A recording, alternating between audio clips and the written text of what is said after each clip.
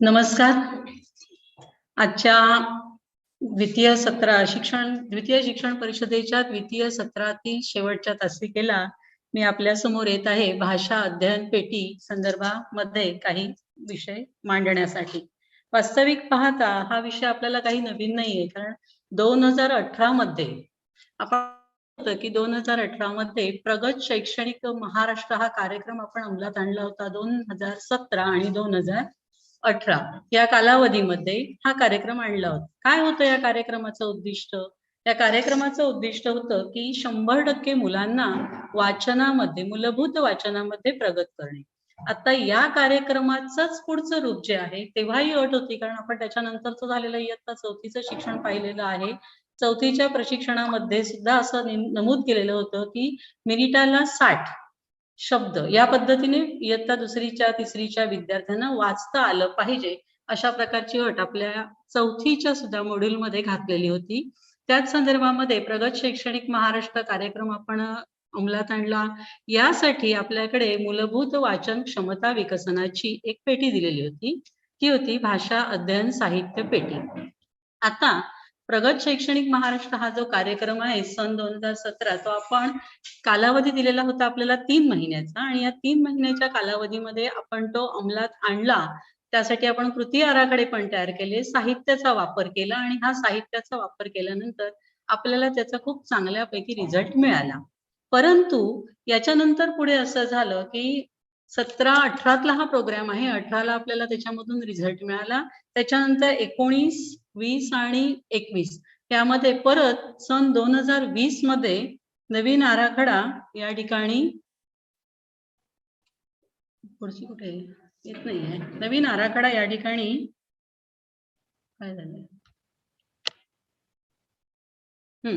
नवीन आराखडा जो आपला आलेला आहे त्याच्यामध्ये FLN ला आपण महत्व दिलेलं आहे. म्हणजे निपुण भारत अभियान अंतर्गत आपण पुन्हा एकदा नव्याने हा प्रोग्राम हाती घेतलेला आहे. कारण आपण इथं पाहिलेलं आहे की ज्या वेळेला आपला हा नवीन प्रोग्राम सुरू झाला त्यावेळी त्याचा जो सर्वे करण्यात आला, या सर्वेच्या अंतर्गत आपल्याकडे असलेलं जे एकंदर आराखडा काढलेला आहे प्रगतीचा किंवा मूल्यांकनाचा आराखडा काढला, तर त्यावेळी असं लक्षात आलं की जसजशा इयत्ता वाढत गेलेल्या आहेत तस तसं या ठिकाणी काय झालेलं आहे की आपला जो अध्ययन निष्पत्ती प्राप्तीचा जो रेट आहे तो हळूहळू कमी होत आलेला आहे.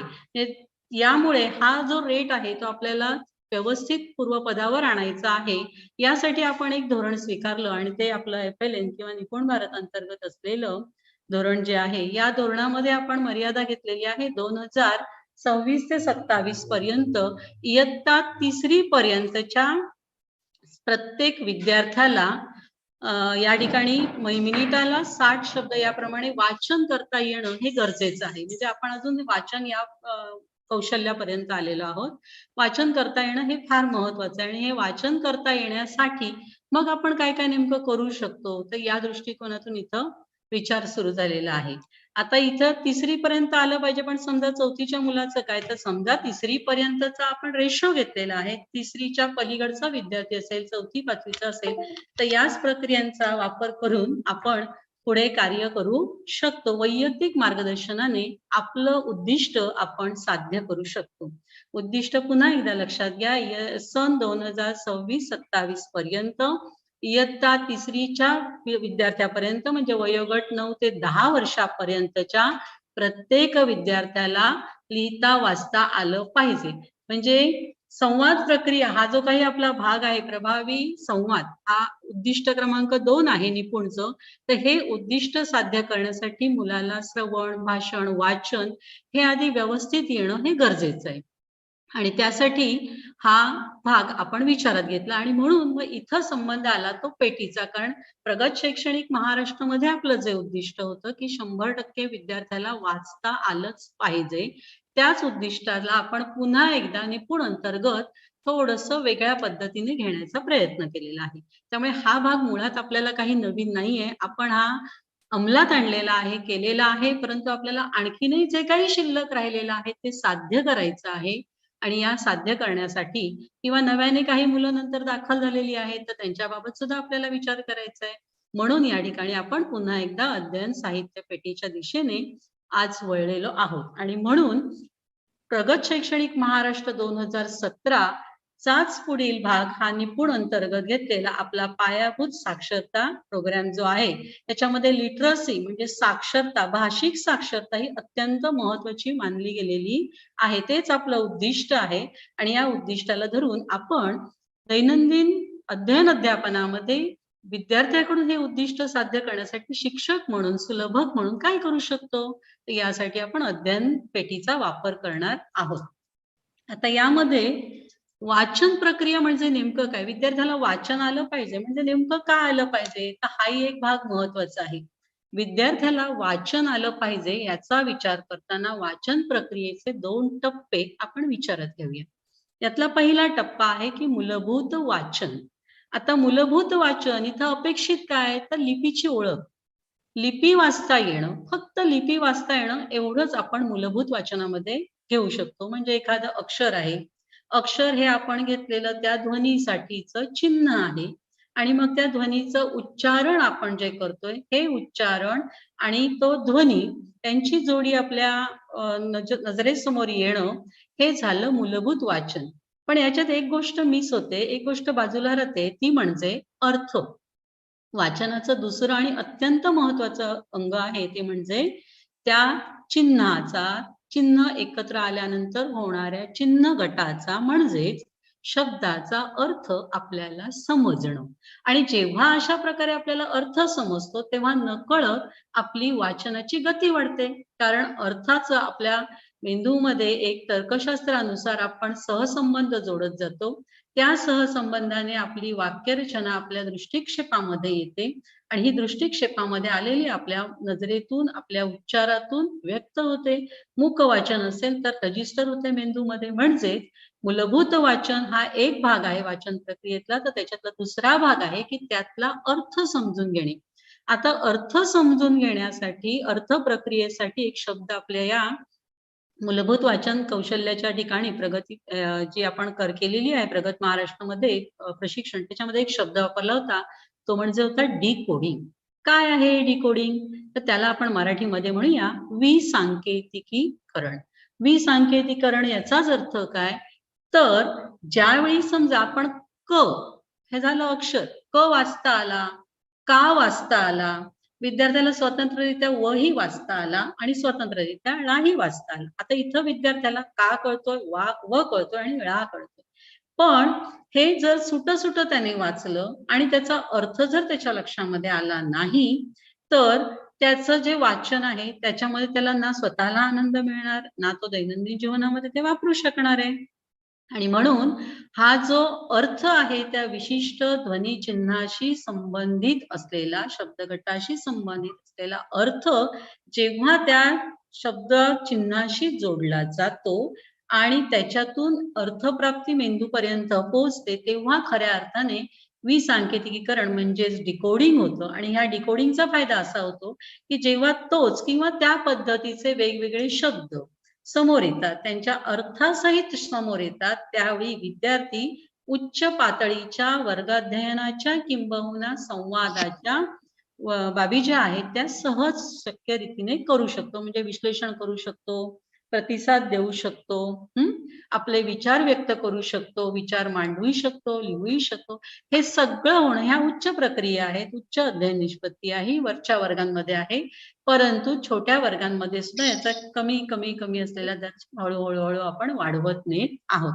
तर अशा पद्धतीने हे आहे आपल्याकडे विसांकेतिकीकरण म्हणजेच वाचनाचं दुसरं अत्यंत महत्वाचं असं अंग. आता विद्यार्थ्याला वाचन प्रक्रिया आलेली आहे असं आपण समजूया, कारण त्याला मूलभूत चिन्हांचं वाचन आलं. विसांकेतिकीकरणाचं चिन्ह म्हणजे अर्थ समजलेला आहे शिक्षकाला, त्यामुळे त्याने वेगवेगळ्या चित्रांशी, शब्दगटांशी, अर्थांशी विद्यार्थ्याला परिचित केलेलं आहे आणि इथं वाचन प्रक्रिया त्याने आत्मसात करण्याला सुरुवात केलेली आहे. म्हणजे या 2 गोष्टी फारच महत्वाच्या आहेत पेटी समजावून घेण्यापूर्वी.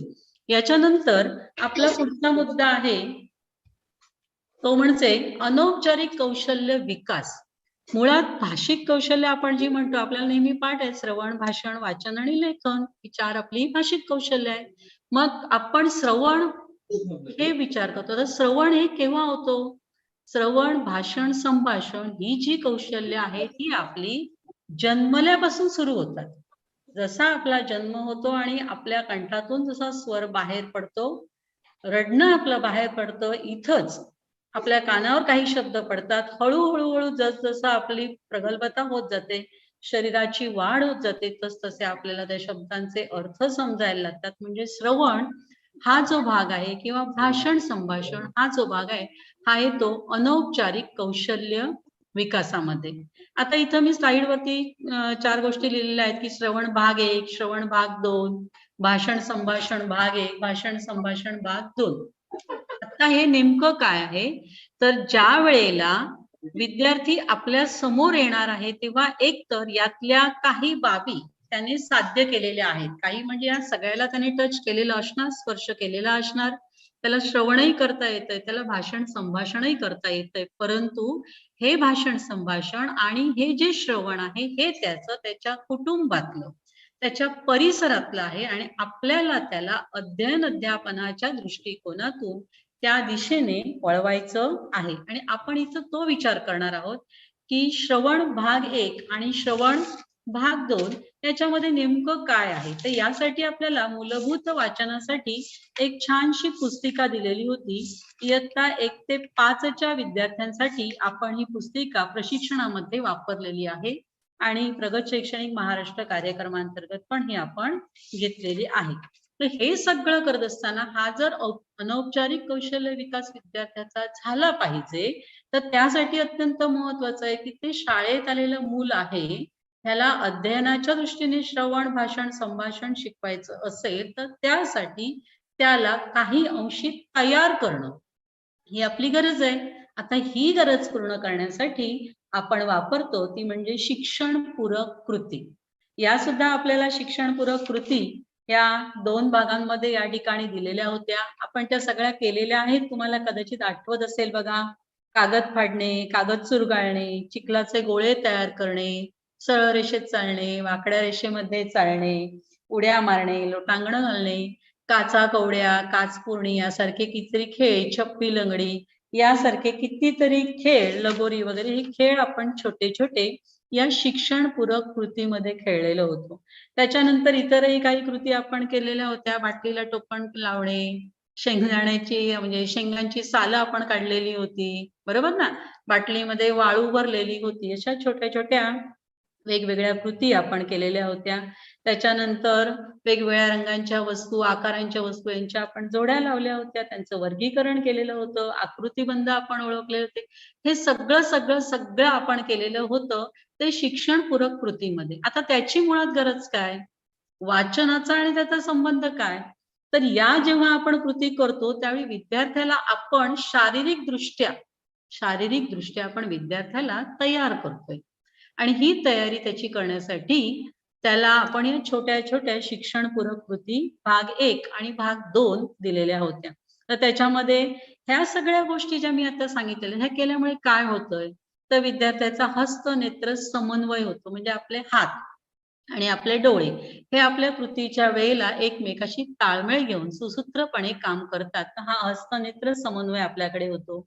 शरीराचा तोल कसा सांभाळायचा, त्याच्यानंतर एकसंगतेने काम कसं करायचं, एकाग्रता वाढते. ही फारच महत्वाची एकाग्रता. एकाग्रता वाढते, निर्णय क्षमता वाढते. समस्या असेल तर त्या सोडवण्यासाठी प्रयत्न होतो आणि विशेष म्हणजे ज्ञानेंद्रियांचा विकास होतो. जी आपली पंच ज्ञानेंद्रिय आहेत त्या प्रत्येकाला वापरून घेऊन त्या ठिकाणी त्यांचा विकास करून या विद्यार्थ्याला आपण शारीरिक मानसिकरित्या पहिल्यांदा शिक्षणपूरक कृतीद्वारे आपण तयार केलं. आता याच्यानंतरचा पुढचा भाग आपल्याकडे आला तो म्हणजे श्रवण भाग 1 आणि श्रवण भाग 2. आता इथे सुद्धा हे अनौपचारिक कौशल्य आहे. इथेही अजून आपण अध्ययन साहित्य पेटी अजिबात उघडलेली नाही. आता श्रवण भाग 1 याच्यामध्ये पेटी जरी नसली तरी हे आपण करायचं आहे. तर याच्यामध्ये कारण वाचनाकडे जायचं तर हे टाकून किंवा हे टाळून आपण जाऊ शकत नाही आहोत. मग श्रवण भाग 1 मध्ये आपण नेमकं काय करणार आहोत? तर श्रवण भाग 1 मध्ये आपल्याला बघा ध्वनी ओळखणे, आठवत असेल तुम्हाला, वेगवेगळ्या वस्तू ठेवलेल्या, नाणी, चिंचोके, बटण वगैरे अशा वेगवेगळ्या डब्या आणलेल्या होत्या. वाहनांचे आवाज पण ऐकवलेले होते तुम्हाला. तर हे सगळं ऐकायचं आणि हा ध्वनी नेमका कोणता आहे, हा आवाज कोणता आहे, हे विद्यार्थ्यांनी काय करायचं आहे, ओळखायचं आहे.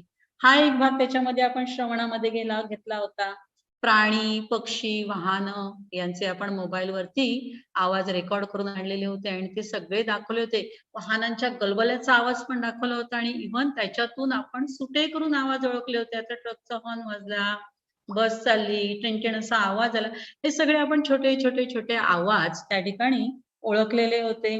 त्याच्यानंतर गीतं म्हटलेली होती, बडबड गीतं म्हटली होती, छोटे संवाद केलेले होते, गोष्टी ऐकलेल्या होत्या, गोष्टी सांगितलेल्या होत्या, गोष्टी वाचून घेतलेल्या होत्या. म्हणजे मोठ्या व्यक्तीने आपल्याला दाखवल्या आहेत कुटुंबातल्या, अशा पद्धतीने आपण गोष्ट वाचून घेतलेली होती. हे सगळं आपल्याला श्रवण भाग 1 मध्ये करायचं आहे. गटागटामध्ये पण आपण सहभागी वाचन केलेलं होतं. त्याच्यानंतर जो संवाद आपण लिहिलेला होता, त्या संवादावरती सुंदर अशी आपण नाटुकली तयार केलेली होती. हे सगळं श्रवण भाग 1 मध्ये आणि श्रवण भाग 2 मध्ये येतं. आता या सगळ्याचा नेमका उद्देश काय आहे? तर हे ज्यावेळी आपण श्रवणासाठी वेगवेगळे उपक्रम करणार आहोत ना, तर हे उपक्रम केल्यानंतर एकतर ते मजेशीर आहेत, म्हणजे आनंद निर्मिती होते. विद्यार्थी वर्गामध्ये थांबू शकतो. तो आवड वाटते त्याला, कारण तो पहिल्यांदाच आलेला आहे. 1ली, 2री, 3रीसाठी आपलं हे चाललेलं आहे. मग तो वर्गामध्ये, शाळेमध्ये आवडीने येऊ शकतो, टिकू शकतो. यासाठी हा एक भाग आहे आणि श्रवणेंद्रियाचा त्याचा विकास होतो. उदाहरणार्थ, पहिली गोष्ट म्हणजे लक्षपूर्वक ऐकता येतं. कारण बऱ्याचदा आपल्याला ही त्रुटी आढळते, की आपला विद्यार्थी समोर असतो आणि आपण सगळं सांगतो आणि "काय बाईंनो सांगितलात?" याचा अर्थ काय, की त्याने ऐकलं ना. मग आपण काय सांगतो, "अरे, नीट ऐकता येत नाही तुला? ऐकायला हवं होतंस. बरं, ऐक आता परत सांगते."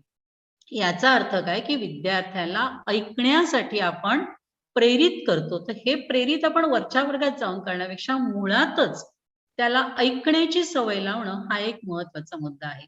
मग श्रवण भाग 1 किंवा 2 मध्ये आपण हे साध्य करतो, की लक्षपूर्वक ऐकणे.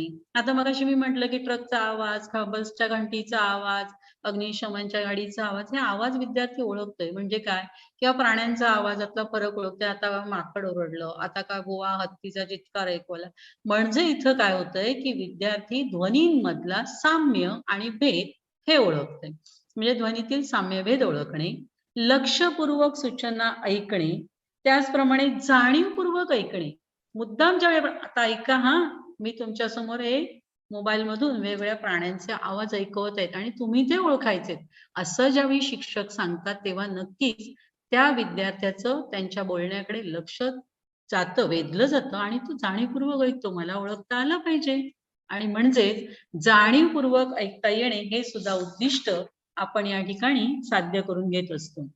दुसरं, पुन्हा एकदा असं आहे, की जाणीवपूर्वक हे ऐकल्यानंतर जाणीवपूर्वक वाचणे आणि जाणीवपूर्वक बोलणे ही सुद्धा पुढची पायरी जी आहे ती हळूहळू विद्यार्थ्याला येऊ लागते.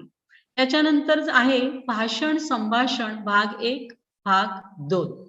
मी हे तुम्हाला सांगते, हे पेटीकडे जाणार आहे. नाहीतर तुम्ही म्हणाल, की अजूनही बाई पेटीबद्दल काही बोलत नाहीये. हे पेटीकडे नेणारं आहे. म्हणून वाटेवरून त्या जाताना या मुद्द्यांना स्पर्श केल्याशिवाय आपण जाऊ शकत नाही आहोत. भाषण संभाषण भाग 1 हे दुसरं कौशल्य आपलं आहे. तर त्या दृष्टिकोनातून आपण विचार करणार आहोत. तर भाषण संभाषणामध्ये सुद्धा बघा, विद्यार्थी वर्गात आलेला आहे, पहिल्यांदाच आलाय. मग आपण ओळख मुळात आधी स्वतःची करून द्यायची. मी अमुक, असं अमुक, माझं नाव. तर ही ओळख आपण करून दिली, की विद्यार्थ्याला आपण म्हणू शकतो, तुझं नाव काय वगैरे. म्हणजे विद्यार्थ्याला स्वतःची ओळख सांगण्यासाठी आपण प्रेरित करतोय आणि इतरांच्या ओळखी ऐकण्यासाठी सुद्धा आपण त्याच वेळी त्याला प्रेरित करतोय. म्हणजे स्वतःची ओळख सांगणे, माहिती. मग तुझ्या कुटुंबामध्ये कोण आहे? तुझ्या मित्राचं नाव काय? तुझ्या शेजारच्या घरी कोण आहे? तुमच्या घरात किती माणसं आहेत? वगैरे छोटे प्रश्न, की जेणेकरून विद्यार्थी स्वतः आणि स्वतःचा परिसर, घर, दैनंदिन जीवनामध्ये येणाऱ्या गोष्टी यांच्याबाबत बोलण्यास उद्युक्त होईल. अशा प्रकारे आपण भाषण संभाषण घेत आहोत. भाषण संभाषणामध्ये या ठिकाणी चित्रवर्णन, चित्रगप्पा आणि चित्रवाचन सकाळी वाकचौरे सरांनी अतिशय सुंदर या ठिकाणी सांगितलेलं होतं. पुन्हा तोच फक्त अगदी ओझरतं सांगते की चित्रगप्पा चित्र वाचन. आता चित्रगप्पा काय आहे तर एखादं चित्र दाखवायचं ते सिंगल एकाचच. या 3 गोष्टी ज्या आहेत त्या भिन्न आहेत हा. चित्रगप्पा वेगळ्या, चित्र वर्णन वेगळं आणि चित्र वाचन वेगळं. 3 स्तरावरती पण ते आहेत. मग चित्रगप्पांमध्ये काय होणार आहे की तो विद्यार्थी त्या चित्रांबाबतचे जे काही प्रश्न आहे या प्रश्नांबाबत उत्तरं वगैरे देणार आहे. म्हणजे इथं गप्पा झाल्या. कम्युनिकेशन संवाद वाढणं हा प्रकार या ठिकाणी होतो. म्हणजेच आपण सहभागी विद्यार्थी होणं हे जे साक्षरतेचं तिसरं उद्दिष्ट आहे याच्याकडे आपण जातोय या मुद्द्यातून की चित्र वर्णन, चित्र वाचन आणि चित्र गप्पा. तर चित्र वर्णनामध्ये काय आहे तर एकाच वस्तूचं चित्र आपण विद्यार्थ्यापुढे देऊ शकतो किंवा एखाद्या कृतीचं देऊ शकतो आणि त्याच्याबद्दल त्याला म्हणू शकतो. आपण प्रश्न विचारू शकतो. तो फक्त त्या चित्रामध्ये काय आहे एवढं सांगेल. म्हणजे बा माणूस शेतामध्ये काम करत आहे संपलं. मग तो अर्ध्या वाक्यात सांगेल, पूर्ण वाक्यात सांगेल. तो त्याचा भाग आहे त्याच्या ज्ञानाचा किंवा त्याच्या सवयीचा भाग आहे. तर या ठिकाणी काय होतं की एका चित्राबद्दल झालं. आता चित्र गप्पा, या गप्पा असताना मग शेतकरी शेतात काय करत आहे, कशा त्याच्या हातामध्ये काय आहे, मग तो त्या जमिनीमध्ये आहे मग तिथे त्याच्या अंगावरती कोणत्या प्रकारचे कपडे, म्हणजे एकापेक्षा अनेक प्रश्न वाढले. इथं विविध चित्र पण आपण वापरू शकतो. म्हणजे चित्र वर्णन आणि चित्र गप्पा याच्यामध्ये फरक बघा. चित्र वर्णनासाठी आपण पहिल्या स्तरावरती एक आणि एकच अशा प्रकारचं चित्र घेणार आहोत. चित्र गप्पांमध्ये आपण एकापेक्षा अधिक चित्रांचा समावेश असलेलं चित्र वापरू शकतो किंबहुना ते वापरावं. हे झालं चित्र गप्पा. आणि मग प्रश्न विचारावे. मग शेतात त्याच्या बाजूला आणि काय आहे, पक्षी जर एखादा असेल तर हा पक्षी तिथं काय करत आहे, म्हणजे त्या चित्रामध्ये विविध जी चित्र आहेत त्या चित्रांच्या संबंधित जे प्रश्न येणार आहे त्याला आपण म्हणूया चित्रगप्पा. आणि याच्यानंतरचा तिसरा मुद्दा आहे तो म्हणजे चित्रवाचन.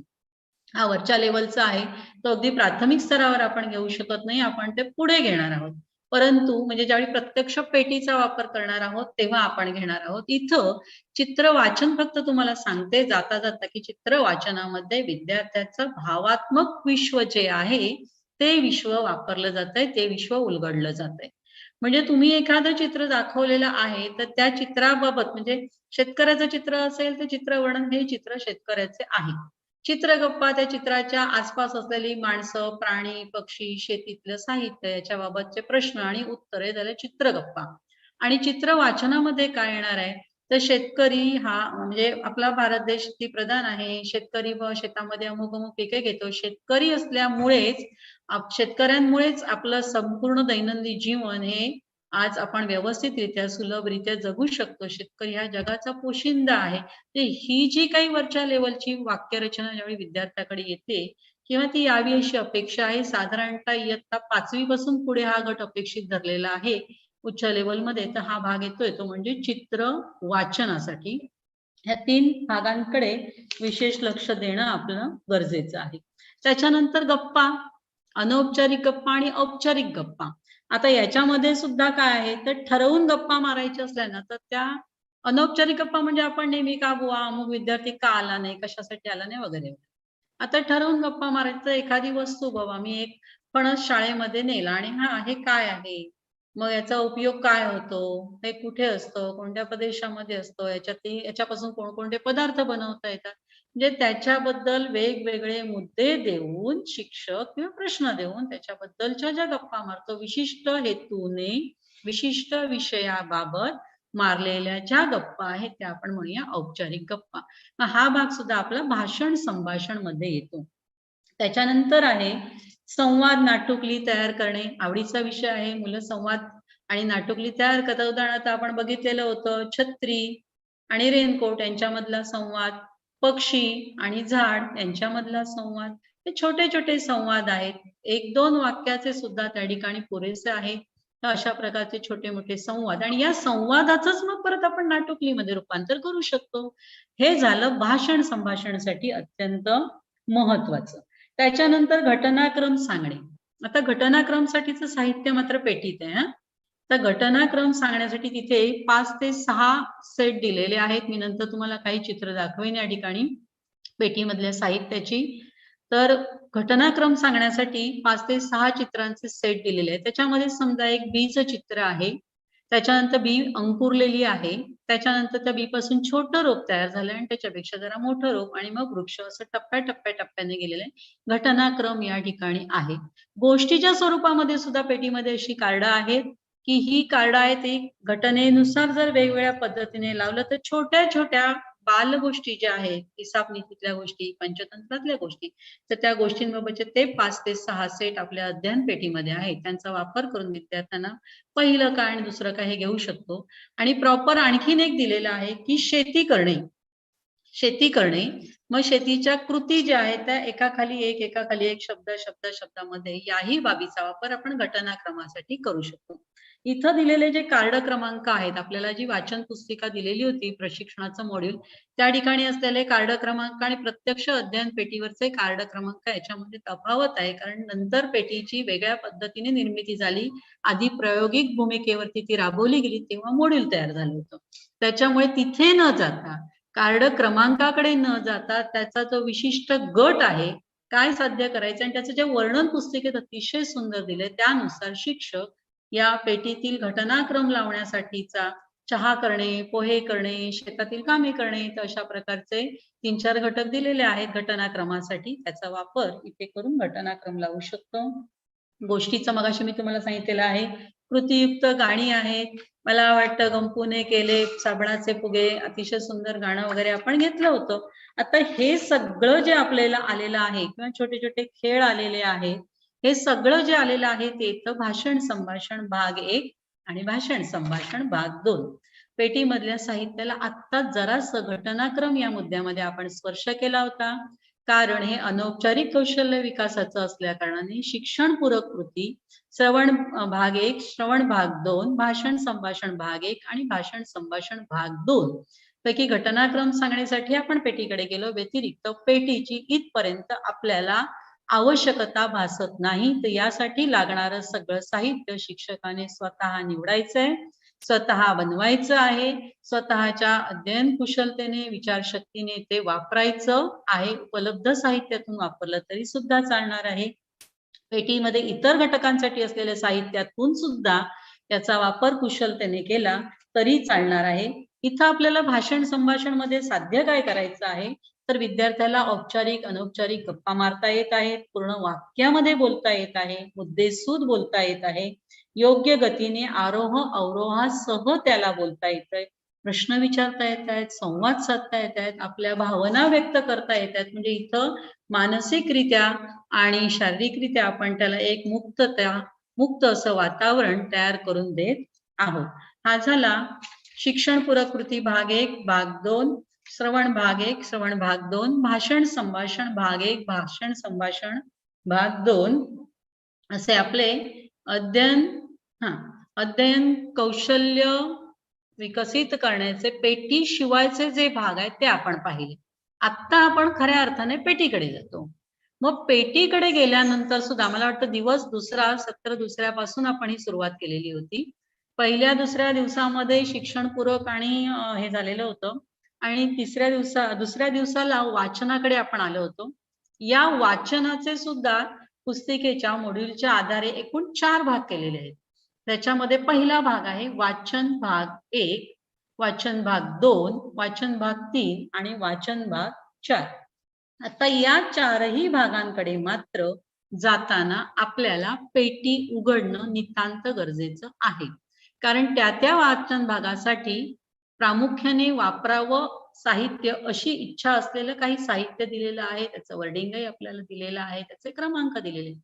नवीन पुस्तिकेमध्ये असलेले क्रमांक जुन्या मॉड्यूल मधल्या क्रमांकाशी जुळणार नाही. त्यामुळे मूळ क्रमांकाकडे जाण्याऐवजी चित्र रूपाने किंवा वर्णनात्मक रूपाने त्या साहित्याचे गट पडणं, एखादी पिशवी घेऊन त्याच्यामध्ये त्या गटानुसार ते साहित्य ठेवणं आणि त्या पिशवीवरती लिहिणं. म्हणजे माझ्या शाळेमध्ये तरी मी असं केलेलं आहे की त्या पिशवीमध्ये ते विशिष्ट साहित्य घालून त्याच्यावरती ते नेमकं कोणत्या उद्दिष्टाचं साहित्य आहे ते लिहिणं हे गरजेचं आहे. तर वाचन भाग 1 याच्यामध्ये 1 पासून पूर्णपणे 10 साहित्यांचा वापर आपल्याला करावा लागतो. आता पहिलं याच्यामध्ये आहे चित्र वाचन. मगाशी तुम्हाला सांगितलेलं आहे चित्र वाचन इयत्ता 5वी साठी त्यांनी गृहीत धरलेलं आहे. पण आपल्याला आता या ठिकाणी पायाभूत साक्षरतेमध्ये आपली जी उद्दिष्ट आहेत, या उद्दिष्टामध्ये म्हणजे हा थोडासा केलेला बदल आहे. प्रगत शैक्षणिक महाराष्ट्रापेक्षा अजून एक पाऊल पुढे आपण आहोत, की इथं इयत्ता 3री पर्यंतच्या मुलाला चित्र वाचन करता येणं अपेक्षित धरलेलं आहे. कारण भावभावनांचा विकास जेवढ्या पद्धतीने होण्यासाठी वेगवेगळे अध्ययन अनुभव जास्तीत जास्त प्रमाणात दिले जावेत, अशी इथं अपेक्षा व्यक्त केलेली आहे. आणि या ठिकाणी तुम्हाला एका वस्तूच्या चित्राचं वाचन म्हणजे मगाशी आपण वर्णनासाठी जे वापरलेलं होतं श्रवणामध्ये, भाषणामध्ये, तेच या ठिकाणी वाचनासाठी वापरलेलं आहे. एक छोटी वस्तू जी काय असेल, ती वस्तू, चित्र, प्राण्याचं असेल, पक्ष्याचं असेल, तर त्याचं वाचन करणं हे या ठिकाणी अपेक्षित धरलेलं आहे. याच्यानंतर वाचन भाग 1 मधलं दुसरं साहित्य आहे मॅचिंग सेट. हे अतिशय सगळ्यांच्या आवडीचं साहित्य त्यावेळी होतं. मॅचिंग सेट दिलेला आहे. मॅचिंग सेटची एकूण 90 कार्ड आहेत. या म्हणजे 90 चित्र आहेत, छोटी-छोटी कार्ड आहेत. याच्यामध्ये 11 कार्ड अशी स्वतंत्र 10 कार्ड अशी स्वतंत्र ठेवलेली आहेत, की त्याच्यावरती म्हणजे एकसंध आहे किंवा माकड आहे, माकडाच्या डोळ्यातून अश्रू येतोय किंवा दोन्ही डोळ्यातून अश्रू येतोय, अशा प्रकारची ती चित्र आहेत. विद्यार्थ्यांनी सुट्या चित्रातून त्याच पद्धतीचं चित्र जे आहे, ते चित्र त्या ठिकाणी आणून ठेवायचं आहे. आता याच्यातून साध्य काय होणार आहे? चित्राशी चित्र जुळवणे, याच्यातून आपल्याला साध्य काय करायचंय? तर ज्यावेळी विद्यार्थी चित्राशी चित्र जुळवतो, या चित्रासारखं दिसणारं माझ्याकडच्या सुट्या काळातलं चित्र मी त्याच्यावर नेऊन ठेवते, तेव्हा एक होतं की मी पहिल्यांदा दिलेल्या चित्राचं निरीक्षण करते आणि दुसरी गोष्ट होते की त्याच्याच सारखं दुसरं आहे ती मी त्याच्यावर आणून ठेवते, कृतीला चालना मिळते. तिसरं, या ठिकाणी त्या चित्रातला साम्य आणि भेद हा लक्षात येतो. हा नाही हा असा आहे, हा याच्यापेक्षा वेगळा आहे. म्हणजे या ठिकाणी त्या चित्रातलं साम्य आणि भेद हे त्या विद्यार्थ्याला ओळखता येतो. आता याचा वाचनाशी काय संबंध असेल चित्रातील साम्य आणि भेद ओळखण्याचा? तर अक्षरांशी किंवा अक्षर गटांमध्ये असलेला साम्य भेद ओळखता येण्याची सुद्धा ती पूर्वतयारी आहे. तुम्हाला एक गंमत कळेल की वाचन भाग 1, वाचन 2, वाचन 3 आणि वाचन 4 ज्यावेळी पूर्ण होतं ना, तेव्हा प्रॉपर आपण मुळाक्षर वाचनाकडे जातो. या मॉड्यूलची गंमत होती. वाचनाकडे आपण जातच आहोत, पण वाचनाचे हे सगळे टप्पे पूर्ण पार करतोय आणि तेव्हा कुठेतरी आपण मुळाक्षराकडे जातोय. पूर्वी आपली पद्धत होती की डायरेक्ट मुळाक्षराकडून आपण मग हळूहळू शब्द वाक्य जातो. इथे काय आहे की एवढं सगळं शिक्षणपूरक कृती 1, कृती 2, श्रवण 1, श्रवण 2, भाषण संभाषण 1, भाषण संभाषण 2, वाचन 1, 2, 3, 4 एवढं सगळं ज्यावेळी आपलं पूर्ण होणार आहे, तेव्हा आपण वाचन भाग 4च्या नंतर शेवटच्या याला मुळाक्षर ओळख आणि नंतर आहे 16वा 17वा मुद्दा आहे, सॉरी 22वा मुद्दा आपला आहे, तो म्हणजे आदर्श प्रकट वाचन. हे सगळं टप्प्याटप्प्याने आपण जाणार आहोत आणि तिथं प्रॉपरली आपण मुळाक्षरांचा विचार नंतर लिखाणाच्या दृष्टिकोनातून करायला सुरुवात करणार आहोत. म्हणजे आधी हे 4 टप्प्याला जाणार आहोत. म्हणून मॅचिंग मध्ये हे मॅचिंग सेट अत्यंत महत्वाचा आहे. मुलांचा हा खूप आवडीचा असतो. चित्रातील साम्यभेद ओळखून ते करतात. त्याच्यानंतरचा आहे चित्रगाडी. अतिशय सोपी आहे. मला वाटतं गणितमध्ये पण ती आहे, इंग्रजीमध्ये पण ती आहे, वेगवेगळ्या पद्धतीने आहे. इथे कशी आहे, बाणाचं टोक दिलेलं आहे. मी नंतर हे चित्र तुम्हाला टाकते किंवा प्रत्येकाच्या पेटीमध्ये ते आहे सुद्धा. बाणाचं टोक दिलेलं आहे आणि या टोकाच्या पुढे चित्र दिलेलं आहे. समजा आता लाल रंग असेल तर लाल रंगाचं चित्र आहे. त्याच्यानंतर दुसरी स्ट्रीप आहे, त्याच्यावरती लाल असा शब्द आणि पुढे हिरवं चित्र आहे. पहिल्यांदा आपला गोंधळ होतो की अरे लालला हिरवं का म्हटलं? अपेक्षित नाहीये. इथं अपेक्षित काय की लाल चित्र असं जिथे आहे त्याला तो स्क्वेअर आणून चिकटवायचा आहे. लाल चित्राच्या समोर लाल शब्द जुळणे आणि लाल या शब्दाच्या नंतर जर हिरवा रंग असेल तर त्याच्या पुढे पुढची गाडीचा डबा आहे, तो हिरवा असा शब्द असलेला डबा आहे. असे ते रंगांचे डबे जोडायचे. सगळ्यात शेवटी स्माइली येतो. स्माइली आलं की त्या ठिकाणी ती चित्रगाडी संपली. म्हणजे बाणापासून स्माइली पर्यंत, बाणापासून स्माइली पर्यंत चित्र शब्द चित्र शब्द चित्र शब्द अशा प्रकारे आपण जी गाडी तयार करणार आहोत ही चित्रगाडी आहे. कशासाठी हवी चित्रगाडी? तर मी मगाशी विसंकेतीकरण सांगितलं ना, त्याचं कारण ते आहे. विसंकेतीकरणासाठी महत्वाचे. लाल म्हणजे नेमकं काय? हिरवा म्हणजे नेमकं काय? तर त्या ठिकाणी त्याचं उदाहरण पुढ्यात आहे. प्रत्यक्ष उदाहरण म्हणता येणार नाही, की प्रत्यक्ष लाल म्हणजे हा लाल, हिरवा म्हणजे हा हिरवा. हे जर डोक्यात फिट झालं, तर नक्कीच पुढे लाल किंवा लालच्या संदर्भाने येणारा शब्द व्यापार करण्यासाठी म्हणजे सुसंवाद प्रक्रिया जी आहे ती विकसित करण्यासाठी पायाभूत साक्षरतेच्या तिसऱ्या उद्दिष्टासाठी आपला विद्यार्थी तयार व्हायला सुरुवात होते. याच्यानंतरचं आहे चित्रयुक्त दिशादर्शक पट्टी.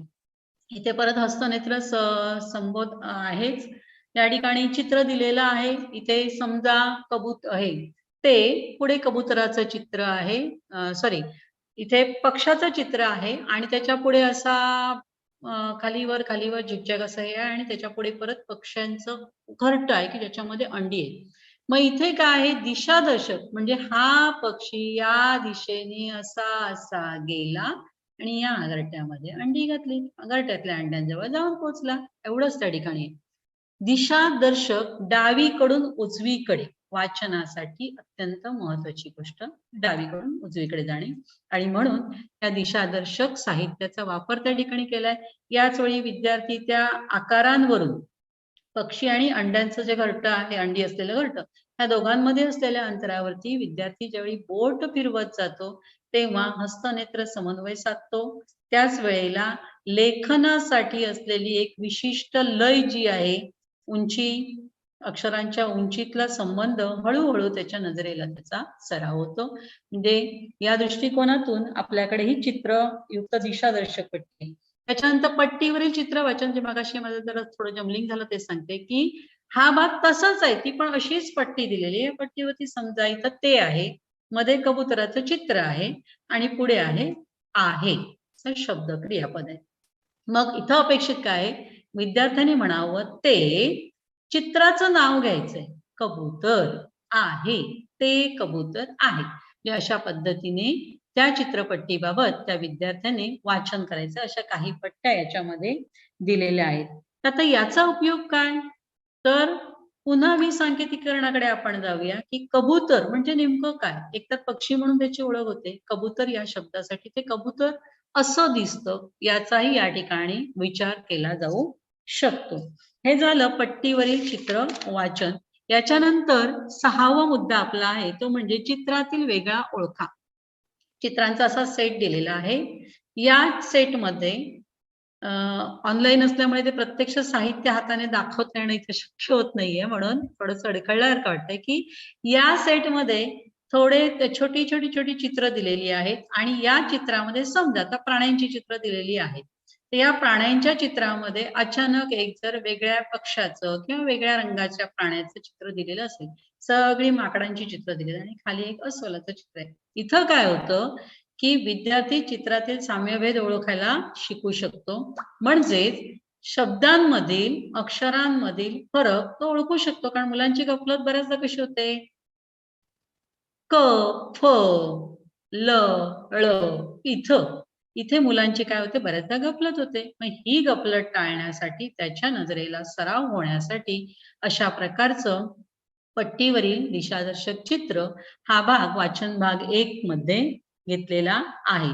त्याच्यानंतर समान अक्षरांच्या जोड्या मुळाक्षर दिलेली आहेत. क, क, ड, ड, फ, फ, स, स. म्हणजे या ठिकाणी पुन्हा अक्षराशी अक्षर जोडणे, जुळणी करणे, जोड्या लावणे की जेणेकरून विद्यार्थ्याला मगाशी मी जे म्हटलं ना क, फ हा फरक, प, प्र हा फरक जो आहे हा बारीक फरक आहे, सूक्ष्म फरक आहे. मग ते छोट्या मुलाच्या ते लक्षात येणं फार गरजेचं आहे आणि त्याच्यासाठी या ठिकाणी समान अक्षराच्या जोड्या लावणे हे साहित्य पेटीमध्ये आहे. मुळाक्षरांचा असा संच दिलेला आहे. हिरव्या रंगाची छोटी मुळाक्षरं त्या ठिकाणी दिलेली आहेत. पांढऱ्या पट्टीवरती हिरव्या रंगाने काढलेली आहे. आणि त्याच्यानंतर अक्षरांची गाडी जोडणे. सेम मगाशी जशी मी चित्रांची गाडी सांगितली. आता आपण विचार करतो आधी चित्राची आणि मग अक्षराची. हो, आपली पद्धतच आता अशी आहे की चित्रांची दिलेली आहे त्या ठिकाणी शब्द गट लाल रंग आणि लाल हा शब्द, तर लाल हा शब्द हे सुद्धा मुळात चित्रच आहे, म्हणून आपण त्याला चित्रगाडी म्हटलेली आहे. आता इथं आपण आलो, इथंही आपण अक्षराला अजूनही चित्रच म्हणतोय, मुळाक्षर म्हणून आपण त्याच्याकडे पाहत नाही. तर अक्षरांतील वेगळा ओळखा. हा भाग या ठिकाणी आहे. अशा पद्धतीने वाचन भाग 1 आपण पूर्ण केलेला आहे. त्याच्यामध्ये एकूण बघा या ठिकाणी 10 दिलेले आहेत अक्षरात. चित्रवाचन, मॅचिंग सेट, चित्रगाडी, चित्रयुक्त दिशादर्शक पट्टी, पट्टीवरील चित्रवाचन, चित्रातील वेगळा ओळखा, चित्रातील साम्यभेद ओळखा, समान अक्षरांच्या जोड्या लावा, अक्षरांची गाडी जोडणे आणि अक्षरातील वेगळा ओळखणे. त्याच्यानंतर आपण जात आहोत वाचन भाग 2. इथं आहे उपस्थिती पत्रक. आता हे काही पेटीमध्ये नाहीये, हे शिक्षकाने तयार करायचंय, आखायचं नाहीये. या ठिकाणी उपस्थिती पत्रक म्हणजे विद्यार्थ्याच्या नावाच्या पट्ट्या तयार करायच्या आहेत. या पट्ट्या विद्यार्थ्याला माहित होतील, दिसतील अशा पद्धतीने वर्गामध्ये एखाद्या भांड्यामध्ये किंवा एखाद्या चार्ट वरती लावून ठेवायच्या आहेत. ज्या दिवशी जो विद्यार्थी येणार नाही त्याची ती जागा काय होणार आहे, रिकामी राहणार आहे. प्रत्येक विद्यार्थ्याने त्या भांड्यातील पट्टी घ्यायची आणि त्या चार्ट वरती आपण आल्यावर नेऊन लावायची. आता वाचनाशी याचा काय संबंध? उपस्थिती वाढेलच. वाचनाशी संबंध एवढाच येतो की त्या शब्दचित्राचं वाचन विद्यार्थी करतो. म्हणजे नाव लिहिता न येणे हा जो काही भाग आहे किंवा त्या नावामध्ये असलेली जी अक्षर आहे त्यांचा वापर कसा करणे हा जो भाग आहे त्यासाठी इथं वाचनाची मदत होऊ शकते. त्याच्यानंतर पुढचा मुद्दा आहे चित्र शब्द कार्ड वाचन. हे अतिशय सुंदर आणखीन एक साहित्य दिलेलं आहे पेटीमध्ये. मुलांना हे खूप आवडतं बघा. इथे काय दिलेलं आहे की चित्र दिलेली आहे, त्याच्यानंतर शब्दपट्ट्या दिलेल्या आहेत स्वतंत्र आणि चित्र आणि शब्दपट्टी जोडलेली अशा प्रकारचं ते साहित्य आहे. म्हणजे उदाहरणार्थ समजा माकड दिलेलं आहे तर माकडाचं चित्र नुसतं आहे. मग विद्यार्थ्यांना पहिल्या स्टेपला आपण काय सांगतो, पहिल्या पायरीवरती की बाबा चित्र ओळख ना, तो म्हणाला माकड, आंबा, फणस, पोपट वेगवेगळी चित्र आहेत त्याच्यामध्ये, ही चित्र तो ओळखतो. आता दुसऱ्या वेळेला आपण काय करायचं आहे, शब्द हे चित्र म्हणून त्याच्या पुढे द्यायचे. म्हणजे तो जो आंब्याचं चित्र आपण दाखवलं त्या आंबा हे लिहिलेली पट्टी, आंबा, फणस, पोपट ह्या लिहिलेल्या शब्दपट्ट्या ह्या चित्र म्हणून पुन्हा ओळखायला लावायच्या. इथं दुसरा टप्पा होतो. आता तिसऱ्या टप्प्यामध्ये आपण काय करणार आहोत, तर तो शब्द आणि ते पर्टिक्युलर चित्र, इथं विसंकेतीकरण बघा. तो शब्द आणि तो चित्र, आंबा या शब्दचित्रासाठी आंब्याचं फळाचं चित्र हे चित्र जुळणी करणे हा भाग येतो. आणि चौथ्या टप्प्याला या ठिकाणी काय होतं, तर त्याच पद्धतीचं त्या शब्दपट्टीवरती तीच शब्दपट्टी आणून विद्यार्थी ठेवतो. म्हणजे इथं त्याची पूर्ण शब्द वाचनाची तयारी झाली, म्हणजे विसंकेतीकरण इथं पूर्ण झालेलं आहे. असं एक सुंदर चित्र शब्द कार्ड वाचन हे साहित्य आहे. आणि नंतर आहे शब्द चक्र आहे या ठिकाणी, चित्रवाक्य नव्हे. तर या शब्दचक्रामध्ये अक्षर दिलेलं असतं. म्हणजे इथं पेटीमध्ये साहित्य नाहीये तर विद्यार्थ्याला शिक्षकांनी एक अक्षर विचारायचं किंवा आपण स्वतः लिहिलं तरी चालतं. फळ्यावरती समजा म लिहिलेलं आहे तर म हे अक्षर लिहिल्यानंतर शिक्षकांनी विद्यार्थ्याला म्हणायचंय म म म म लिहायचा, म म्हणायचा, ध्वनी आणि ते चिन्ह, अक्षर चिन्ह कोण यांची ओळख आधी घालून द्यायची. ही ओळख घालून दिल्यानंतर शिक्षक त्या विद्यार्थ्याला विचारते म ने सुरू होणारे तुम्हाला माहित असलेल्या वस्तू, पक्षी, प्राणी सांगा. मग मुलं सांगतात मगर, मका वगैरे असे म वरून तयार होणारे, कदाचित मासा वगैरे पण सांगू शकतील. इथं ते घ्यायचं नाही, तुझं चुकलं, हे काही आपण म्हणायचं नाही. का म्हणायचं नाही, तर ते शब्द मूळ त्या अक्षर चिन्हाच्या भोवती गोलाकार असे आपण लिहायचे आणि नंतर पर्टिक्युलरली त्यातल्या फक्त म ला आपण वर्तुळ काढून घ्यायचं. हा म. मासा सांगितलं असेल तर म वरून मासा बरोबर आहे मुलाचं. मग म ला वर्तुळ करायचं आणि म्हणायचं म. म्हणजे इथं आपण त्याला या ठिकाणी शब्दचक्राच्या सहाय्याने विविध अक्षर, विविध शब्द, म्हणजे इथं काय होतं की विद्यार्थ्याच्या हे लक्षात येतं की अरे हे अक्षर आणि माझ्या दैनंदिन जीवनामधील शब्द यांचा संबंध आहे. हा म आणि या म वरचे कितीतरी शब्द माझ्याकडे आहेत, हा ब वरचे कितीतरी शब्द माझ्याकडे आहेत. म्हणजे हा संबंध आहे तो त्याच्या लक्षामध्ये येऊ शकतो. त्याच्यानंतरचा आहे चित्र वाक्य साचे. हे दोन्ही एकत्रित झालं होतं, शब्द चित्र आणि चित्रवाक्य साचे. या ठिकाणी पुन्हा चित्रवाक्याचे साचे दिलेले आहेत. हा, ही, हे, तो, ती, ते, ही जी सर्वनामं आहेत ती सर्वनामं त्याच्या मागे वापरून विद्यार्थ्याने ती वाक्य आहेत ती शिक्षकाच्या नंतर मागाहून म्हणायची आहेत. एवढंच या ठिकाणी आहे. त्याच्यानंतर आपण जात आहोत ते वाचन भाग 3 कडे. आता वाचन भाग 3 मध्ये काय आहे, तर अक्षर गटावर वाचन पाठ तयार करणे. अक्षर गटावरती वाचन पाठ तयार करणे. आता मगाशी आपण बघितलं की क वरचे शब्द विद्यार्थ्याला माहिती आहे, ब वरचे माहिती आहे, म्हणजे प्रत्येक मुळाक्षरावरचे जास्तीत जास्त शब्द त्याला बोलण्यात येतील, ऐकण्यात येतील अशा प्रकारचा सराव आपण पहिल्या या साहित्यामध्ये शब्दचक्रामध्ये घेतलाय. आता आपण दुसऱ्या स्टेपकडे जातोय की अक्षर गट वाचन पाठाची आपल्याकडे 6 कार्ड दिलेली आहेत पेटीमध्ये. तर या 6 कार्डामध्ये पहिलं जे कार्ड आहे त्याच्यामध्ये क म र ब घ आणि काना इथून सुरुवात आहे. 6 आहेत. हळूहळू टप्प्याने इकार वाढवलाय, उकार वाढवलाय, मुळाक्षर वाढवलेली आहेत. आपण फक्त एका कार्डाचा विचार जर केला तर या कार्डावरती या विद्यार्थ्याने हे कार्ड बघितल्यानंतर ते सगळी जी मुळाक्षर आहेत त्याच्यापासून तयार होणारे शब्द पण कसे, तर पूर्णपणे फक्त काना वापरून, कारण कान्याची ओळख आपण इथं देतोय. मग मा, मामा, मासा, माती, माकड अशा प्रकारे आपण या ठिकाणी काय करून घेणार आहोत, शब्द घेणार आहोत. शब्द कुठेही आपण विद्यार्थ्याला लिहायला सांगणार नाही. हे शब्द शिक्षक फळ्यावरती लिहिणार आहे. विद्यार्थी सांगणार, शिक्षक ते शब्द फळ्यावर लिहिणार. असा शिक्षकाचा फळ्यावरती संच झाला पहिल्या अक्षर गटाचा, दुसऱ्याचा, तिसऱ्याचा. हे करत असताना हळूहळू समजा पहिल्याचा शब्द तयार झालेला आहे, तर त्या शब्दापासून त्या विद्यार्थ्याने छोटं वाक्य तयार करायचं. शिक्षकाने हे करण्यासाठी मदत त्याला करायची आहे. म्हणजे शब्द तयार करणे, शब्दांपासून शब्द गट छोटे तयार करणे, शब्द गटांपासून छोटं वाक्य तयार करणे आणि ही वाक्य एकाखाली एक घेऊन त्याचा छोटासा उतारा करणे, असं ग्रेडेशन त्या ठिकाणी आहे. हळूहळू वाढत जातं. हा वाचन पाठ तयार होतो आणि हा प्रयोग करून बघायला हरकत नाही. फार मजा येते याच्यामध्ये. छोटी छोटी वाक्य विद्यार्थी सांगत जातात आणि छोटे छोटे उतारे स्वतःचे त्यांचे तयार होतात. त्यात त्यांना मजा वाटते. तर हा आहे अक्षर गटावर वाचन पाठ तयार करणे. ही 6 कार्ड आपल्याकडे दिलेली आहेत. याच्यानंतर मुळाक्षरे वाचन. मी मगाशी म्हटलं की तक्ता पण दिलेला आहे.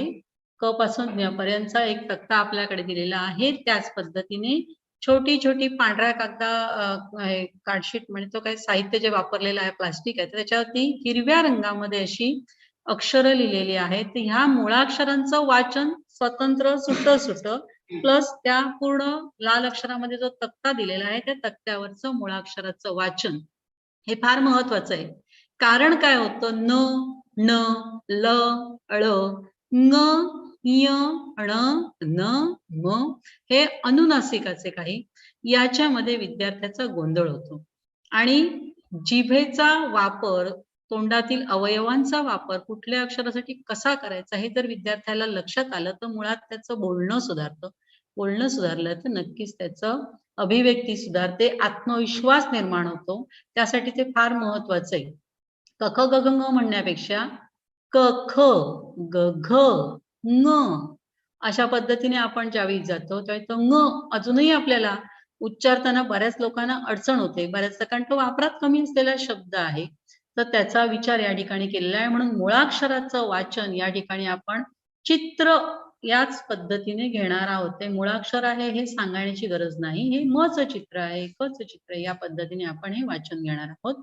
त्याच्यानंतर आहे 14 खडी वाचन. हा आपल्याला तेव्हाही ऐकायला वेगळा वाटला, अजूनही आता सरावात झालेला आहे.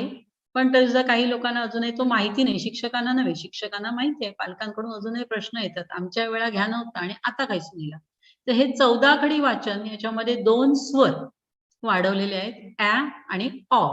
तर ॲ आणि ऑ चा वापर त्याच्यामध्ये केलाय आणि ह्या 14 खडीचा एक तक्ता आपल्याला दिलेला आहे. तर याचं वाचन, लेखन अजून इथं कुठेही नाही. हे 14 खडीचं वाचन आपण घेणं अपेक्षित आहे.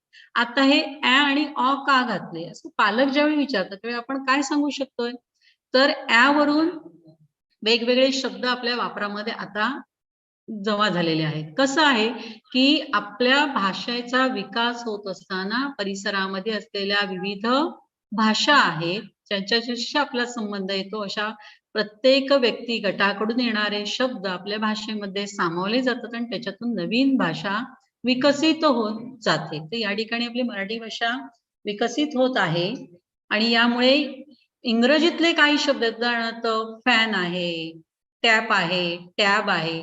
तर हे जे शब्द डॅड म्हणायची सवय झालेली आहे मुलांना. तर मग हे जे शब्द आहेत हे लिहिताना त्यांना त्या म्हणजे हा जो चंद्राकर आकार जो आहे तर त्याची सवय होणं हे गरजेचं आहे.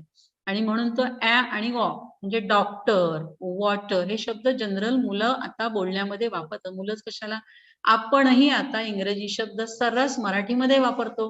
त्यामुळे ते नेमके मराठी आहेत का इंग्रजी आहेत हेही सांगता येत नाही. पण ते लिहिताना तुम्हाला आठवत असेल की पायाभूत चाचण्या ज्यावेळी घ्यायचे त्यावेळी पहिला प्रश्न असा असायचा की ऐका आणि लिहा श्रुतलेखन 5 मार्क. त्याच्यामध्ये अगदी अगदी आवर्जून या ठिकाणी अशा प्रकारचे शब्द वापरले जायचे. चे. तर हेच 14 कडीमध्ये 2 स्वर वाढवलेले आहेत आणि 12 कडीची 14 कडी केलेली आहे आणि ह्या 14 कडीचा तक्ता लाल रंगामधला पांढऱ्या आकाराच्या कागदावरती दिलेला आहे. तर हा 14 कडी वाचन हा वाचन भाग 3 मधला आहे. त्याच्यानंतर वर्णानुक्रम शब्द लावणे. शब्द तर इतके दिलेले आहेत साहित्य पेटीमध्ये तुम्ही बघाल तर म्हणजे ही जी आता हे जे भाग 4 पर्यंतचं साहित्य आहे हे साहित्य वगळता पेटीमध्ये कितीतरी साहित्य आहे. तुम्हाला सांगण्यासारखी गोष्ट म्हणजे या ठिकाणी पाण्यासारखा किंवा डोंगरासारखा अशासाठी येणारे कोणते शब्द असतील तर त्या शब्दांचा सेट दिलेला आहे.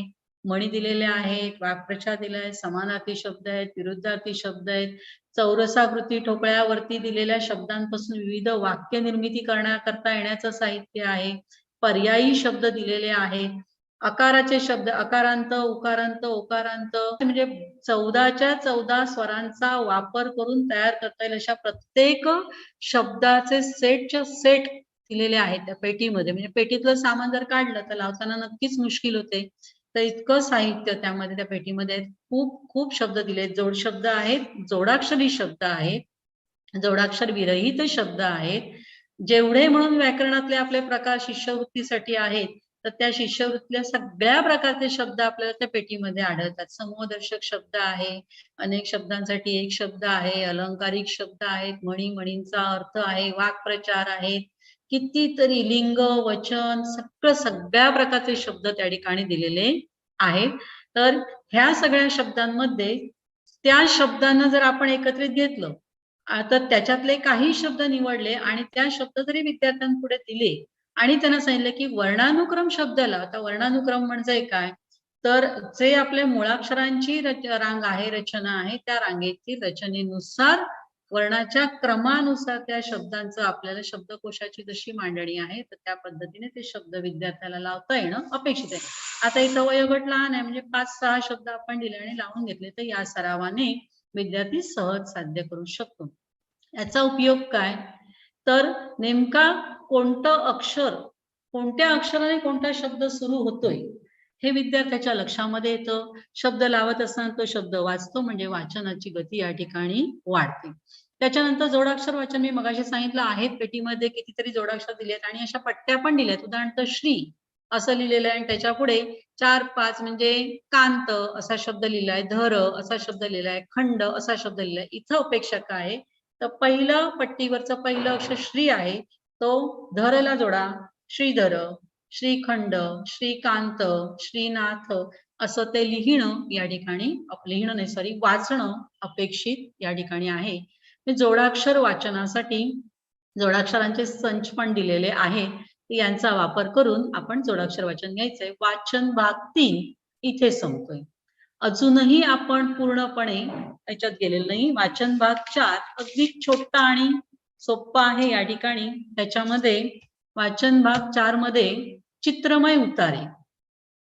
उतारा दिलेला आहे जशा इंग्रजीमध्ये गोष्टी असतात की मध्येच एखादं चित्र असतं आणि पूर्ण वाक्य केलेलं असतं तर त्या चित्राचा शब्दरूपाने वापर करता येणं तर अशा प्रकारचे चित्रमय उतारे दिलेले आहेत.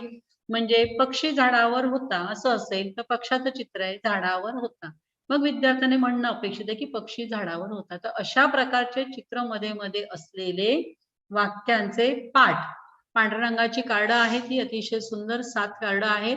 तर ते चित्रमय उतारे नमुना दाखल या ठिकाणी दिलेले आहेत.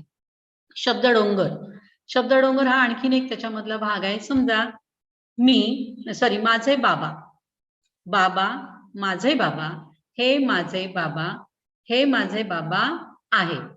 अशा प्रकारे एक एक शब्द वाढत जाऊन मूळ शब्द पुन्हा घेऊन पण एक एक शब्द वाढवत जाऊन वाक्यरचना करून शब्दाचा डोंगर, पिरॅमिड्स जे आपण याच्यामध्ये करतो तर त्या पद्धत इंग्रजीमध्ये करतो शब्दांचे वर्ड पिरॅमिड, तसंच इथे शब्द डोंगर तीच संकल्पना या ठिकाणी आहे, जेणेकरून छोटी छोटी वाक्य विद्यार्थ्याला वाचता येणं हे अपेक्षित आहे.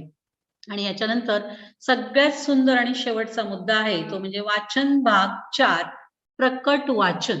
आता वाचन भाग 4 मध्ये प्रकट वाचन या ठिकाणी विद्यार्थ्याचं प्रकट वाचन आधी अपेक्षित नाहीये.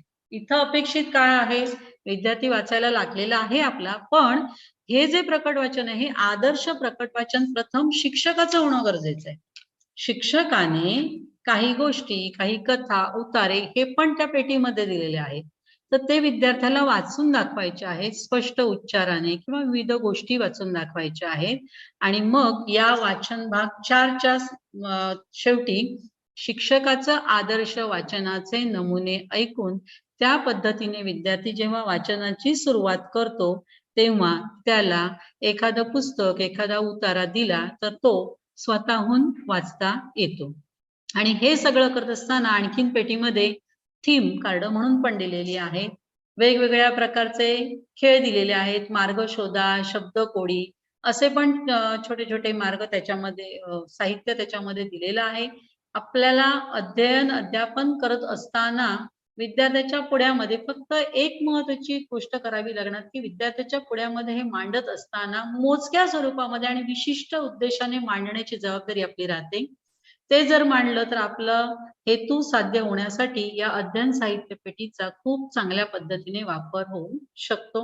अतिशय उत्तम अशा पद्धतीचं फारसं ब्रेकेबल न झालेलं असं छानसं साहित्य आपल्याकडे आलेलं आहे. चित्र कुठे होती?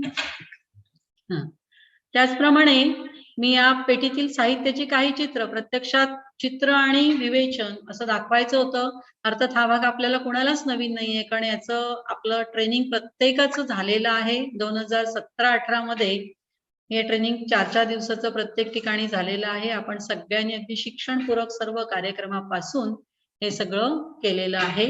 तर यामध्ये जे वेगवेगळं साहित्य आहे या साहित्याला आपण प्रत्यक्षात हाताळलेलं आहे. त्याच्यानंतर आता 2-3 वर्ष त्यावेळी सुद्धा आपण इम्प्लिमेंटेशन केलेलं होतं आणि या 2-3 वर्षामध्ये सुद्धा आपण अजूनही काय करत आहोत, हाताळत आहोत. आपण हे साहित्य हाताळत आहोत. तर या साहित्याची आपल्याला पूर्ण ओळख आहे, पण तुम्ही आपलं एक नमुना म्हणून दाखवता यावा म्हणून या ठिकाणी काही साहित्याचे फोटोज आणलेले आहेत. या फोटोंची तुम्हाला थोडीशी ओळख देण्याचा प्रयत्न करणार आहे. वास्तविक पाहता माझी इच्छा अशी होती की प्रत्येक साहित्य आणि त्या साहित्याच्या बरोबर त्याचं नाव त्या प्रकारे PPTs तयार केलेल्याही होत्या थोड्याशा, पण माझ्या टेक्निकली पॉइंट्स आलेला ठीक आहे. पण आपण या ठिकाणी किमान चित्रांकडे दृष्टिक्षेप टाकून बघूया जर आपल्याला दिसू शकतायत तर. आणि या पद्धतीने शाळेमध्ये जाऊन तुम्ही पाहू शकता काही चित्र उलटसुलट झालेली आहेत. हे बघा या ठिकाणी पट्टी दर्शक चित्रदर्शक जी पट्टी आहे दिशादर्शक ती या ठिकाणी आहे. मगाशी मी पक्षाचं तुम्हाला सांगितलं होतं या दिशेने दिशादर्शक चित्रपट्टी या ठिकाणी आहे. त्याच्यानंतर पुढील बरोबर तुम्ही करता मार्ग शोधा हे चित्र आहे बघा. हा खेळ आहे खरं म्हणजे. हा खेळ करत असताना विद्यार्थ्याच्या नजरेचा सराव हा अत्यंत महत्वाचा आहे आणि त्याला गुंतवून ठेवल्यामुळे तो एकाग्रतेकडे त्याचं लक्ष जातंय. त्यामुळे मार्ग शोधा हा या ठिकाणी एक भाग आहे आणि हा आपल्या अध्ययन साहित्य पेटीमध्ये आहे. त्याच्यानंतर आपण पुढे जाणार आहोत. पुढचं चित्र आहे चित्रपट्टी. ह्याच्यामध्ये बघा ते कबूतर आहे, नेमकी तीच पट्टी या ठिकाणी आहे. तर अशा पद्धतीने कबुतराला कबूतर हा शब्द वापरायचा आहे. ही ती पट्टी आहे. चित्रदर्शक पट्टी आपण पाहिलेली आहे. त्याच्यानंतर या ठिकाणी चित्र वाचनासाठीचे चित्र दिलेलं आहे. विविधता असलेलं चित्र आहे. याच्यामध्ये चित्र गप्पाही होऊ शकतात. फक्त चित्र वर्णनासाठी न वापरता हे चित्र गप्पा आणि चित्र वाचन याच्यासाठी हे आपण वापरू शकतो. याच्यामध्ये मुलांचा लहानपणापासूनचा आपला खेळ आहे छप्पी लंगडी ज्याला आपण म्हणायचो. त्या खेळाच्या संदर्भात बोलून भावविश्वाला आपल्याही आणि मुलांच्याही आपण जागृत करू शकतो. तर अशी अनेक कार्ड आहेत.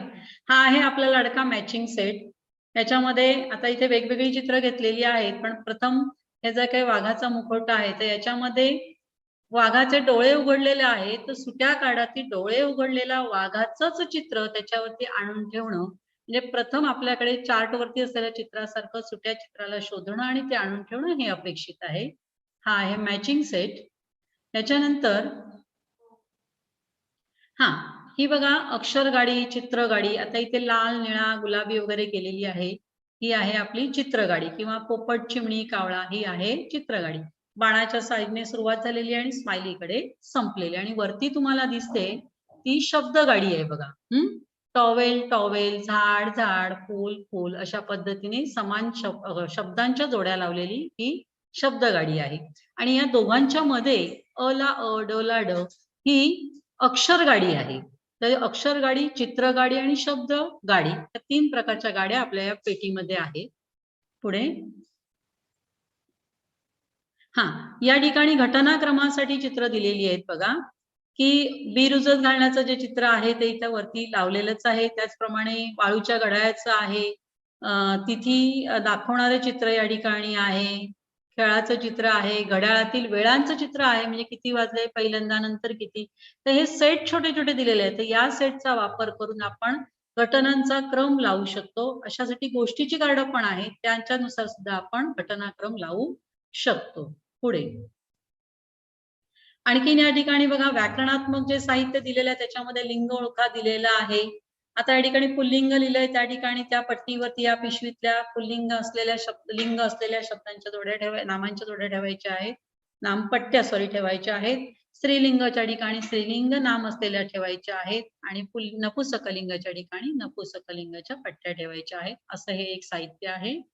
त्याच्यानंतर आपण पाहत आहोत शब्दडोंगर. बघा सुंदर असा शब्दडोंगर या ठिकाणी दिलेला आहे. फुलपाखरू, फुलपाखरू बघ, रंगीत फुलपाखरू बघ, फुलावरील रंगीत फुलपाखरू बघ. म्हणजे अशा पद्धतीने फुलपाखरूच्या पुढे एक शब्द वाढवला, परत तो शब्द घेऊन आणखीन एक नवीन शब्द ऍड केला. शब्दांचा क्रम रचना करताना कुठेही बदललेला नाही. नवीन शब्द वाढवताना एकतर तो शब्दांच्या सुरुवातीला किंवा शेवटी वाढवायचा आणि वाक्य रचना पहिलं वाक्य आहे ते तसंच खाली घ्यायचं आणि शब्दाचा डोंगर तयार करायचा. असे तयार केलेले शब्द डोंगराचे नमुने त्यामध्ये आहेत. पुढे म ची गंमत हा उतारा आहे. म अक्षराची ओळख करून दिल्यानंतर म अक्षर किती वेळा, म्हणजे आपल्याला आठवतंय क ची कोशिंबीर, पिवळा, प ची कोशिंबीर अशा प्रकारे आपण बघितलेलं आहे.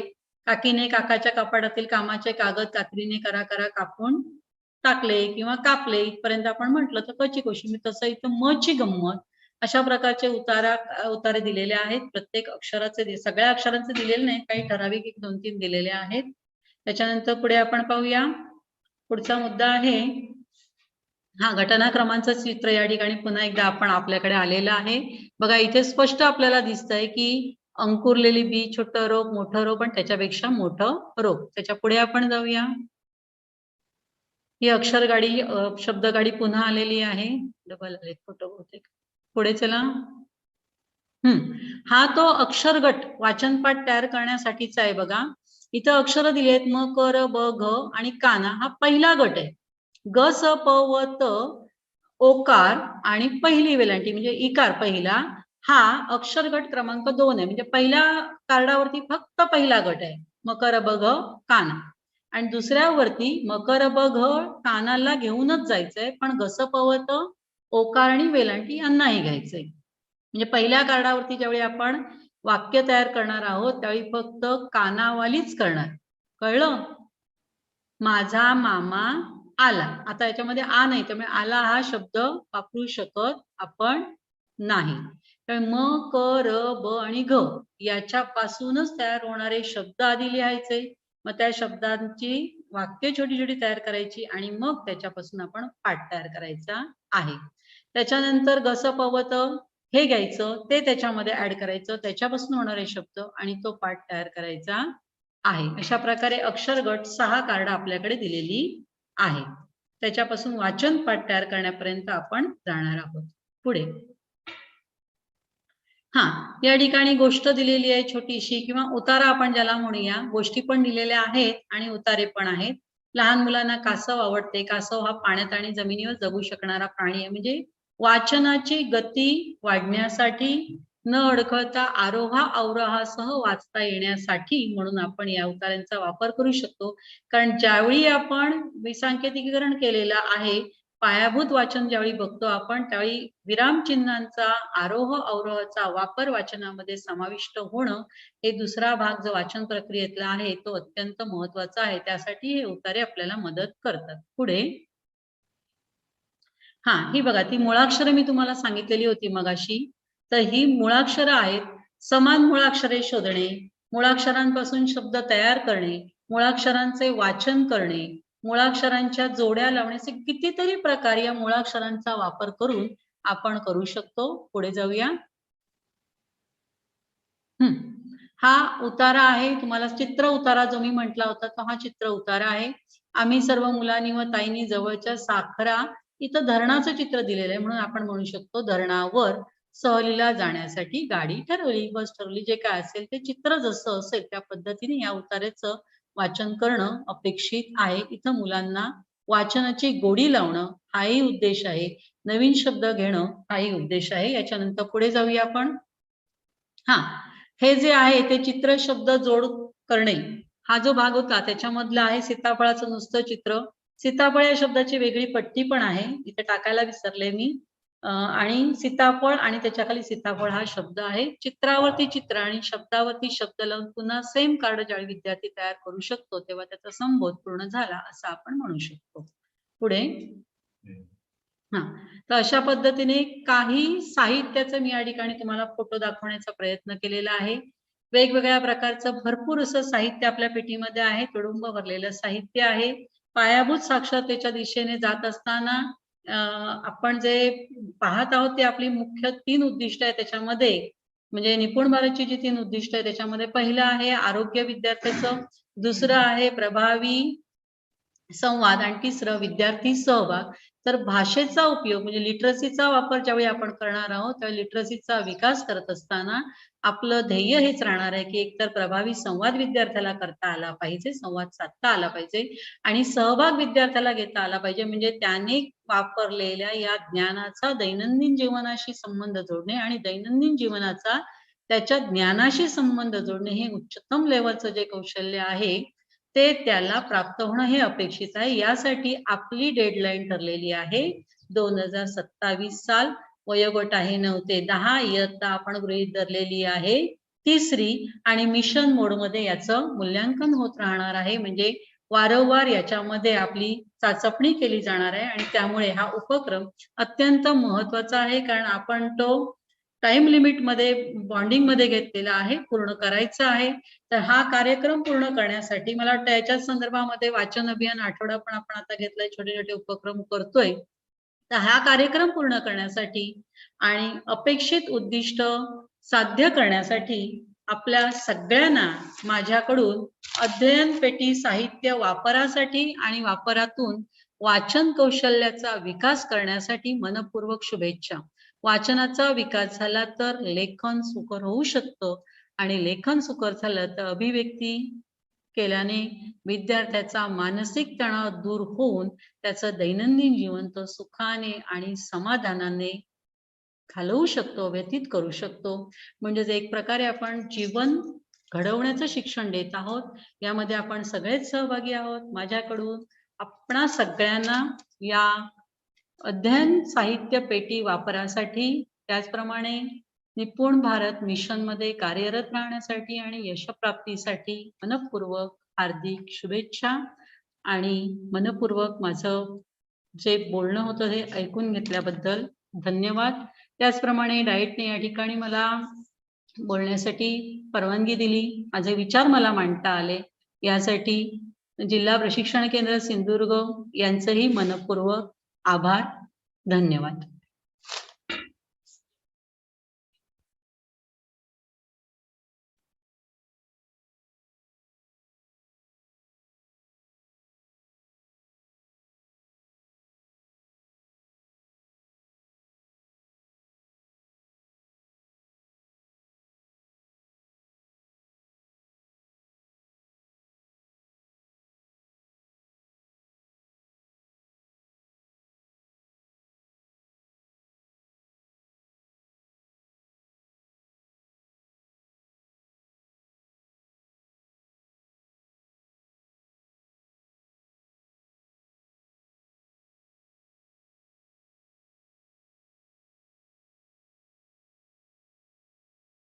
ओके.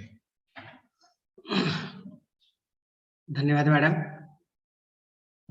की एकंदरीत आपल्या अध्ययन अध्यापनाच्या अनुभवाच्या जोरावरती अगदी उत्कृष्ट असं उदाहरण देऊन अध्ययनस्तर पेटी त्याच्या अनुषंगाने वर्गामध्ये आपल्याला अध्ययन अध्यापन कसं करता येईल आणि खऱ्या अर्थाने शिक्षण आनंददायी कसं करता येईल. आनंददायी शिक्षण एक मध्ये असे आले होते बघा, की आनंददायी शिक्षण म्हणजे काय, की शिक्षकाला शिकवण्यामध्ये आणि विद्यार्थ्याला शिकण्यामध्ये जेव्हा आनंद वाटतो त्यावेळी खऱ्या अर्थानं आनंददायी शिक्षण प्रक्रिया पूर्ण होते. आणि हे शिक्षण जर आनंददायी व्हायचं असेल आणि अध्ययन अध्यापन अगदीच परिणामकारक व्हायचं असेल तर त्याला शैक्षणिक साहित्य अतिशय महत्वाची भूमिका बजावत असतं. आणि ते आपण हे अध्ययनस्तर पेटीच्या माध्यमातून की पेटी वापरून आपण अध्ययन अध्यापन करून अगदी सुंदर असं आपण वर्गामध्ये तो या पद्धतीचं वातावरण निर्माण करू शकतो. या संदर्भातलं उत्कृष्ट असं मार्गदर्शन की मॅडमने आपल्याला ह्या दुपारच्या सत्रामध्ये केलं. याबद्दल जिल्हा शिक्षण व प्रशिक्षण संस्था सिंधुदुर्ग तर्फे मॅडमांचं मी प्रथमतः त्या ठिकाणी आभार मानतो. तसंच आज आपण साधारण